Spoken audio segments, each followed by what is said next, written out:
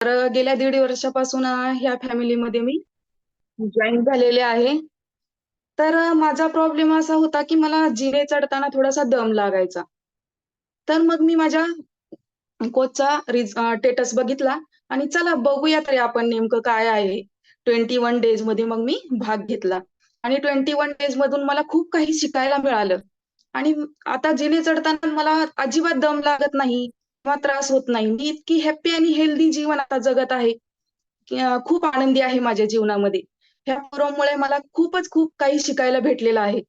त्यात माझं माझ्या कोचला मी बोलेल आणि ह्या 21 डेजमध्ये मी भाग घेतल्यामुळे माझं 7 किलो वजन कमी झालं आणि 7 किलो वजन तर कमी झालंच, तर मला ₹4 मिळाले आणि मला ट्रॉफी पण मिळाली आणि मग हेल्थही मिळाली आणि वेल्थही मिळाली. तर मग कोण आनंदी असणार नाही? तर मग हे फॉर्म मी अजिबात सोडणार नाही. तरी all my family member and my coach. तर आजचा विषय माझा असा आहे, की आपलं रोजचं जीवन खूप आजकाल धकाधकीचं बनलेलं आहे. तर आपल्या जीवनामध्ये आपण कुठल्या ना कुठल्या प्रत्येक ह्याच्यामध्ये संघर्ष करतच असतो. मग हे संघर्ष करत असताना आपल्या मानसिक आरोग्याला कुठे ना कुठे थोडीशी हानी पोहोचतेच आहे. तुमचं काय मत आहे?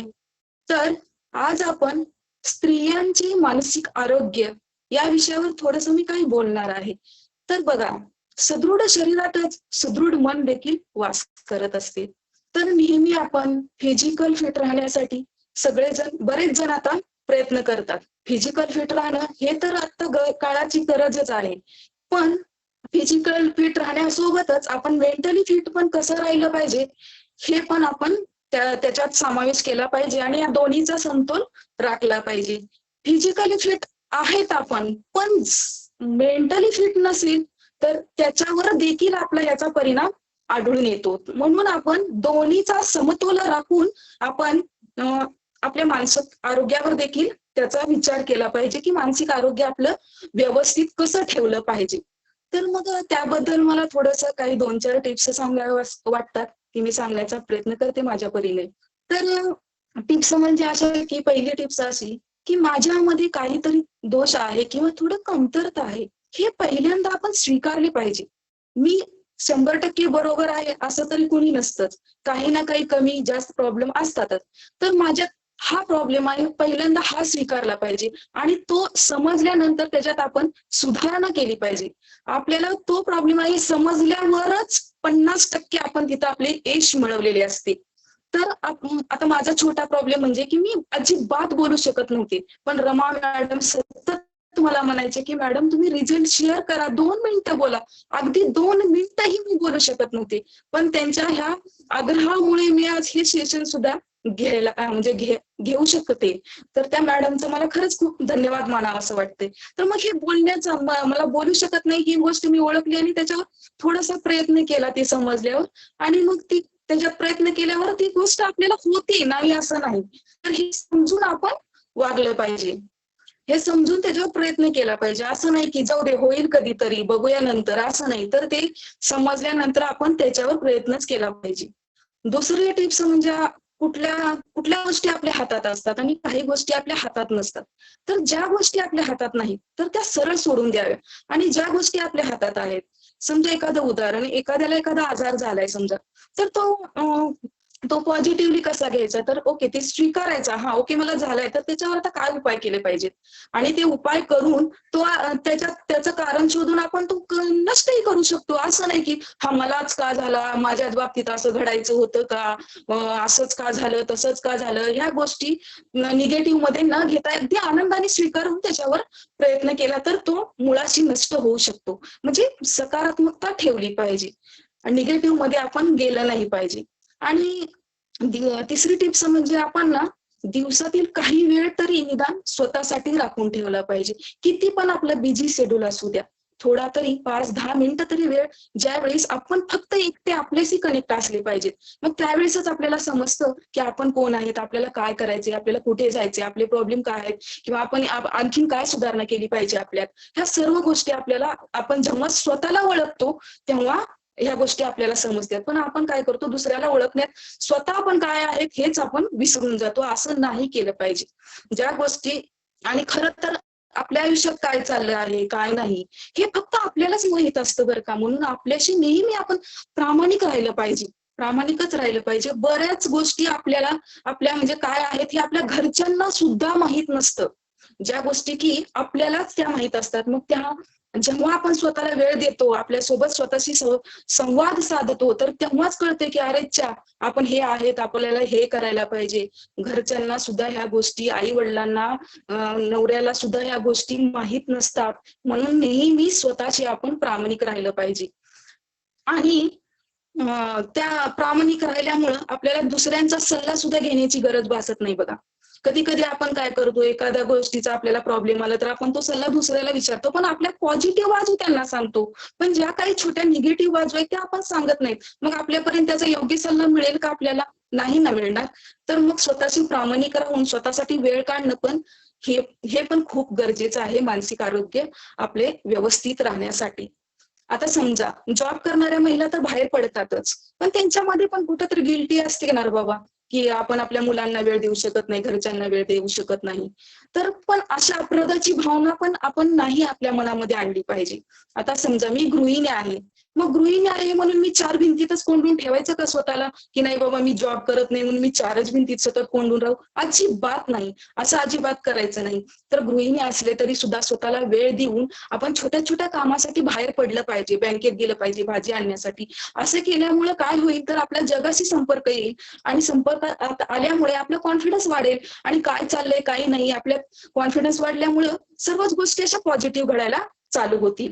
आत्मविश्वास वाढेल. आणि चौथं म्हणजे सांगायचं असं की स्वतःला असं नेहमी गुंतवून ठेवायचं. आपले छंद जोपासावे. छोट्या-छोट्या कला आपल्या आत्मसात करावं. नेहमी आपण शिकत राहिलं पाहिजे. आता काय झालंय माझं वय, मी काय शिकणार असं कुठलीच बंधन नसतं बरं का काही शिकण्यासाठी कुठल्या वयाचं वगैरे. तर आपण सतत छोट्या-छोट्या गोष्टीतून आपण शिकलंच पाहिजे. तर मला स्कूटी शिकण्याची इच्छा होती. तर मग मी इकडे तुळजापूरमध्ये राहत होते तेव्हा मला कामाचा व्याप जास्त होता किंवा घरगुती काही अडचणी होत्या. तर त्यावेळेस मला स्कूटी शिकायला होत नव्हतं. मनात तर इच्छा होती, पण शिकणं होत नव्हतं. जेव्हा मी माझ्या मुलाच्या शिक्षणासाठी लातूरला गेले, तेव्हा मला काही वेळ असा भेटला की स्वतःला देण्यासाठी. कारण तिथं कामं वगैरे खूप कमी असायची. कारण थोडंच आम्ही सामान वगैरे घेऊन गेलेलं असल्यामुळं माझी कामं लगेच होऊन जायची आणि मग त्यात मला माझ्या छंदासाठी खूप वेळ भेटायचा. मग मला वाटायचं की मी काहीतरी करावं, शिकावं. मग सहज मी आमच्या घरच्यांना बोलले, "मला स्कूटी शिकायची." आणि मग ते शिकण्याचा प्रयत्न केला मी. तर अगदी 10 ते 15 दिवसात 10-10 मिनिटं रोज वेळ देऊन ती शिकले मी. तुम्हाला वाटेल की अरे स्कूटी शिकणं काय एवढी मोठी गोष्ट आहे काय? त्यात काय आता विमान पण चालवतात ना बायका, त्यात काय एवढं? पण माझ्यासाठी ती खूप मोठी गोष्ट होती, की मला ती लहानपणापासून शिकण्याची इच्छा होती आणि काही कारणामुळे ते राहून गेलं होतं. यात माझ्या मैत्रिणीनं मला खूप मोठं सहकार्य केलं. तिचं पण मी धन्यवाद मानते. तर छोट्या-छोट्या गोष्टीत आपण असा आनंद मानला पाहिजे. आणि संगत बघा नेहमी चांगली ठेवली पाहिजे. संगत ही नेहमी चांगली ठेवली पाहिजे. आपल्याला जीवनामध्ये 2-3 तरी मैत्रिणी असाव्याच. अशा 10-15 मैत्रिणी असाव्या असं बिलकुल मी म्हणत नाही. पण 1 आणि 2 एवढ्या तरी मैत्रिणी नक्कीच असल्या पाहिजे, की स्त्री ही भावनाशील असते. तर भावनाशील असल्यामुळे काही गोष्टी ती आपल्या घरच्यांसोबत, नवऱ्यासोबत, मुलांसोबत, मुलींसोबत काही गोष्टी नाही बोलू शकत ती. तर मैत्रीण हे एक निखळ नातं आहे रक्ताच्या पलीकडचं. तर ती अशी आपली चांगली मैत्रीण ओळखून आपल्या मनातल्या गोष्टी तिला शेअर कराव्या. आपण एकदम हलकं होऊन जातो आणि आपल्याला आनंद मिळतो, की आपलं कोणीतरी ऐकायला आहे. पण ती मैत्री मात्र सकारात्मक असली पाहिजे. असं नकोय बाबा आजच्या जगामध्ये, आजकालच्या जगामध्ये कसं चाललंय, काम असेल तर हाऊ आर यू आणि काम नसेल तर हू आर यू? अरे असं नकोय. मैत्रीण ही चांगलीच असली पाहिजे. एक असू द्या, पण चांगली असली पाहिजे. नक्की असावी बरं का. आणि समजा आता काही गोष्टी आपल्या मनाविरुद्ध पण आपण करतो का तर पुढच्यांचं मन राखावं म्हणून आपण तसं करतो. पण असं मला वाटतं की असं आपण करू नये. पुढच्यांच्या मनांचा विचार करता करता स्वतःच्या मनावर किती ताण येतो हे आपल्या लक्षातच येत नाही. तर काही काही गोष्टी आपल्याला पटत नसतील, आपल्या मनाविरुद्ध असतील तर आपण सरळ नाही म्हणून टाका. तिथं आपला निम्म्याहून निम्मा ताण आपला कमी होऊन जातो. अशा गोष्टी आपण करायच्याच नाही की ज्यामुळे की स्वतःला त्रास होईल. 5वी टिप्स अशी आहे की स्त्रीला प्रत्येक गोष्ट परफेक्ट करावी वाटत असते, की माझी ही वस्तू इथंच बसली पाहिजे. हे काम माझं असंच झालं पाहिजे, नवऱ्याच्या पूर्ण आवडी मी पूर्ण केल्या पाहिजे, माझ्या लेकरांचा अभ्यास मी घेतला पाहिजे, सगळं स्वयंपाकात उत्तम असले पाहिजे, सगळ्याच गोष्टीत मी उत्तम असल्या पाहिजे, जसं की मी सुपर वुमन सारखंच काम करावं. पण असं सर्व होतं का? तर ह्या सगळ्या करत असताना तिच्यावर ताण येतो. तर मग असं नाही करायचं. ज्या गोष्टी आवश्यक आहेत त्या करत राहावा तुम्ही. असं म्हणजे काही गोष्टी टाळल्या तर चालते. असं काही नाही की सगळ्याच 100% माझ्याकडून झाल्याच पाहिजे, असं काहीच नाही. मग तेव्हा मात्र अपराधाची भावना स्त्रीच्या मनामध्ये येते आणि निराश झाल्यासारखं वाटते. पण असं कधीच अपराधाची भावना आपण मनामध्ये येऊ द्यायची नाही. सगळ्याला 100% आपण देऊ शकत नाही, म्हणून काही गोष्टी आपण सोडून द्यायच्या. स्वतःला माफ करणे पण गरजेचंच आहे त्यावेळेस. तर मग ह्याच बरोबर आपण व्यायामाला पण खूप महत्व दिलं पाहिजे बरं. दिवसातून आठवड्यातून किमान 4 वेळेस तर 40-40 मिनिटाचा व्यायाम केला पाहिजे. मग तो कुठलाही असो. चालणे असो, आपल्या फोरमवर तर सर्व प्रकारचे व्यायाम घेतातच. त्यामुळे तर मानसिक आरोग्य चांगलं राहायला मदतच होते चांगली. पण त्या व्यायामामुळे आपल्याला आनंद पण निर्माण होते आणि आपलं आरोग्य चांगलं राहते. तर सगळ्यात सोपा व्यायाम तर मला वाटतो चालणे हा पण आहे. एक तर सोपा पण आहे आणि स्वस्त पण आहे. तो पण व्यायाम बाहेर फिरायला गेल्यावर तर फ्रेशच वाटतं आणि चालण्यामुळं आपले ताणतणावामुळे जे स्नायू आखडले जातात, तर त्याला एकदम रिलॅक्सपणा येतो आणि रिलॅक्सपणा आल्यानंतर झोपही छान लागते आणि मन शांत होते आणि मेंदू पण आपला शांत होतो. तर चालणे हा देखील व्यायाम अतिशय उत्तम आहे आपल्या मानसिक आरोग्यासाठी. आणि काही काही बघा आपलं जीवन जगत असताना आपल्याकडून काही चुका होत असतात. माणूस तर चुकीचा पुतळाच आहे. चुका होत नाहीत असं नाहीच आहे. मग चुका होतात, पण त्या चुकांमधून आपण शिकलं पाहिजे आणि चुका आपल्याला सुधारण्यासाठीच आपल्याकडून होत असतात. म्हणून चूक कशी झाली म्हणून त्याच्यावर विचार न करत बसता आपण त्या चुकांतून सुधारणा केली पाहिजे आणि स्वतःला ओळखून ती सुधारण्याची संधी आहे असं आपण मानलं पाहिजे. गीतेत तर असं सांगितलेलं आहे की तू निराश मत होना, तू निराश मत होना, तू कमजोर नहीं है, तू कमजोर नहीं है, तेरा वक्त है, तू कमजोर नहीं है, तेरा वक्त कमजोर है. आणि वेळ दिला पाहिजे बघा कुठल्याही गोष्टीला थोडासा वेळ दिला, संयम बाळगला तर ती गोष्ट कालांतराने ठीक झालेली असते.